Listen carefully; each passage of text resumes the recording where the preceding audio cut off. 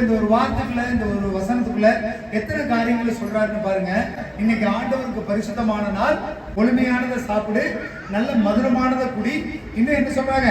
மற்றவர்களுக்கு பங்குகளை அனுப்பு. இன்னைக்கு நீ கவலைப்படாத, காரணம் இன்னைக்கு நீ மகிழ்ச்சியா இரு, இது கர்த்தருடைய நாள். ஞாயிற்றுக்கிழமை நாளாச்சுன்னா நல்லா சாப்பிட்டுட்டு நல்ல மதுரமான ஒரு விஷயத்தை குடிப்பாங்க. அப்புறம் என்ன பண்ணுவாங்க? எல்லா நாள் முடிஞ்சோன்னையும் இந்த வசனத்துல சொல்லப்படுகிறது, நீ எதுக்கு கவலைப்படாம மகிழ்ச்சியா இருக்கிறது. ஆனா அப்படி சாப்பிட்டு அப்படி குடிச்சு கடைசியில அழுது ஆர்ப்பாட்டம் பண்ணி ஒப்பாரி வைக்கிற நாளா தான் முடியும். யாருக்கு? உலக மனுஷன். இந்த கொழுமையானதும் மதுரமானதும் வேற. அது புசிக்கிறது குடிக்கிறது கிடையாது.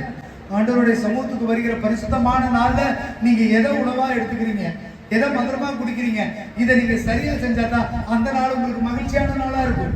அது உங்களுக்கு கழிக்கக்கூடிய நாளா இருக்கும். இந்த ஓய்வு நாள், இந்த பரிசுத்தமான நாள், இது ஆண்டவருக்குரிய நாள். அல்லேலூயா. நீங்க எப்படி வந்து ஆராதிக்கும் பொழுது ஆண்டவர் மகிமைப்படுறாரோ, அவர் சந்தோஷப்படுறாரோ, அதே போல நீங்க சந்தோஷப்படணும் தான் ஆண்டவர் விரும்புறார். அல்லேலூயா.